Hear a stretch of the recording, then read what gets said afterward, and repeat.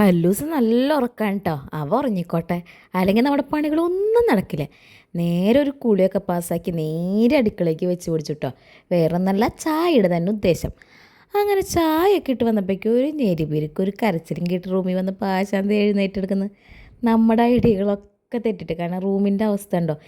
ഇന്നലെ ഭയങ്കര തലവേദനയായിരുന്നു. അപ്പോൾ കല്ലൂസും അവൻ്റെ അച്ഛനും കൂടി കളിച്ചുണ്ടാക്കി അങ്കണി കാണുന്നത് കേട്ടോ. അങ്ങനെ അതൊക്കെ ഒരു സൈഡിൽ നിന്ന് ഒതുക്കാനായിരുന്നു എൻ്റെ പ്ലാൻ. ലൂസിനോട് ഒരു 5 മിനിറ്റ് അവിടെ കിടക്കാൻ പറഞ്ഞു കേട്ടോ.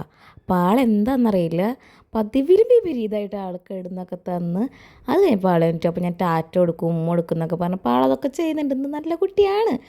അപ്പോൾ ദേ പിന്നെ ഉമ്മറത്തേക്ക് വന്നപ്പോൾ ഞങ്ങളുടെ കുഞ്ഞ് പൂക്കളം പിന്നെ ബാഹുവൊക്കെ കിടക്കുന്നുണ്ട്. പിന്നെ കല്ലൂസിനെ കൊണ്ടുവന്ന് ഞാൻ ചായ കുടിച്ചു. കല്ലൂസിന് ദേ അവന് പാപ്പം വേണമെന്നുണ്ട്, പാപ്പമൊക്കെ കൊടുക്കുന്നുണ്ട്. ഇതാണ് കേട്ടോ അവൻ്റെ ഡ്രസ്സ്, ഒരു ആനക്കുട്ടിയുടെ ഡ്രസ്സ് എന്നൊക്കെ പറഞ്ഞാൽ ആളിടുള്ളൂ, അല്ലെങ്കിൽ ആൾക്ക് ഡ്രസ്സ് ഇടാനും മടിയാണ് കേട്ടോ. പിന്നെ അടിച്ചൊക്കെ വാരി തലേ ദിവസമൊക്കെ സെറ്റാക്കാണ്ട് കിടന്നു കഴിഞ്ഞാൽ പിറ്റേ ദിവസം രാവിലെ പ്രാന്താവും കേട്ടോ.